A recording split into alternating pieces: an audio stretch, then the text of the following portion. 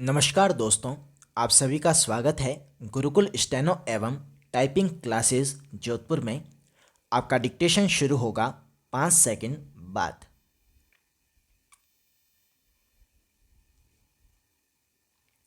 शुरू। अध्यक्ष महोदय, इस आर्थिक संकट के प्रति हम सजग हैं और सभी से सहयोग चाहते हैं।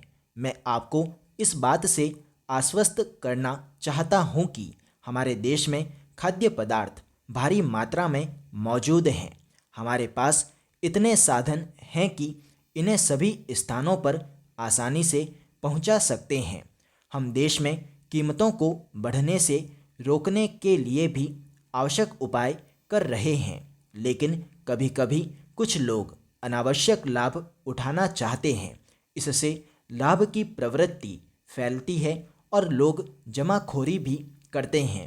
ऐसी ताकतों को इस धैर्य से काम लेना होगा और लोगों के दुखों में अपने व्यापार को बढ़ाने या लाभ कमाने के इरादों को छोड़ना होगा। यदि इस स्थिति में बदलाव नहीं आता तो सरकार को विवश होकर ऐसे कदम उठाने पड़ेंगे जो बहुत अप्रिय और कठोर हो सकते हैं। मैं किसी को धमकी नहीं देना चाहता हूँ, देश के लोगों को सजग करना चाहता हूँ और यह चेतावनी देना चाहता हूँ कि स्थिति से अनुचित लाभ उठाना देश के प्रति जिम्मेदारी का पालन न करने के समान होगा। इसमें आप सबको सहयोग करना होगा। मुझे खुशी है कि इस घटना के तुरंत बाद देश की विभिन्न पार्टियों के नेताओं के साथ जो भी बातचीत हुई है उसमें सभी का यह निश्चित मत था कि सारे देश को एक होकर इस स्थिति का मुकाबला करना चाहिए। जब भी संकट आता है, देश की जनता स्थिति का मुकाबला करने के लिए पूरी ताकत और एकता के साथ काम करती है। हमारे बीच छोटे मोटे राजनीतिक मतभेद हो सकते हैं। इन मतभेदों को भुलाकर हम मिलकर इस संकट का मुकाबला करेंगे। पैरा, मैं जानता हूं कि कुछ लोग देश के कानून और व्यवस्था के साथ खिलवाड़ कर रहे हैं। मेरा इन लोगों से निवेदन है कि वे अपनी इस हरकत से बचें। यही देश के हित में भी ठीक होगा। देश प्रेम का यह तकाजा है कि चाहे सांप्रदायिक सवाल हो या आतंकवादी गतिविधियां, उन्हें रोका जाए ताकि देश एकजुट होकर इस समस्या का समाधान कर सके। आज लड़ाई हो रही है, हम चाहते हैं कि लड़ाई बंद हो, लेकिन दुख के साथ कहना पड़ता है कि लड़ाई फैलती जा रही है। जो खबरें अरब देशों से आ रही हैं उनसे चिंता बढ़ रही है।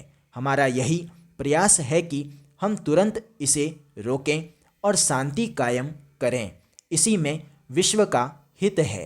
पैरा, उपसभापति जी, मैं निवेदन करना चाहता हूं कि विकास के लिए हम बड़ी मात्रा में पूंजी लगा रहे हैं, लेकिन उस मात्रा में हमारे वृद्धि नहीं हो रही है। लोगों की क्रय शक्ति बढ़ रही है, लेकिन उसके अनुसार बाजार में माल नहीं आ रहा है।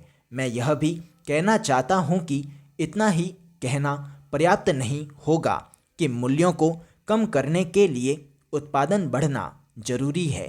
यह ऐसी चीज जिससे किसी का मतभेद नहीं हो सकता है। देखने में यह आता है कि सरकार की नीतियां कीमतें बढ़ाने में तो सहायक होती हैं, लेकिन उनसे उत्पादन में वृद्धि नहीं होती है।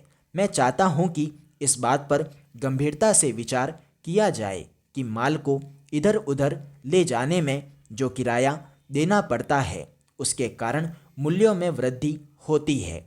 मुझे आश्चर्य है कि वित्त मंत्री ने अपने भाषण में यह तो कहा है कि मूल्यों में वृद्धि से उन्हें चिंता हो रही है, किंतु वृद्धि को रोकने के लिए कौन से कदम उठाए जाएंगे इस संबंध में वित्त मंत्री शायद भी पूरी तरह से स्पष्टवादी नहीं हैं और उनके दिमाग में भी अस्पष्ट स्थिति बनी हुई है। मैं उनके इस कथन से सहमत नहीं हूँ कि थोक मूल्यों में प्रायः 8% की वृद्धि हुई है।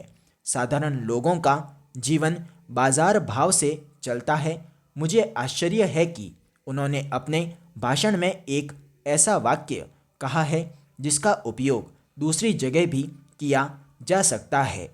अपने बजट में वित्त मंत्री ने विदेशी पूंजी को अधिक मात्रा में निमंत्रण देने की बात कही है। स्टॉप।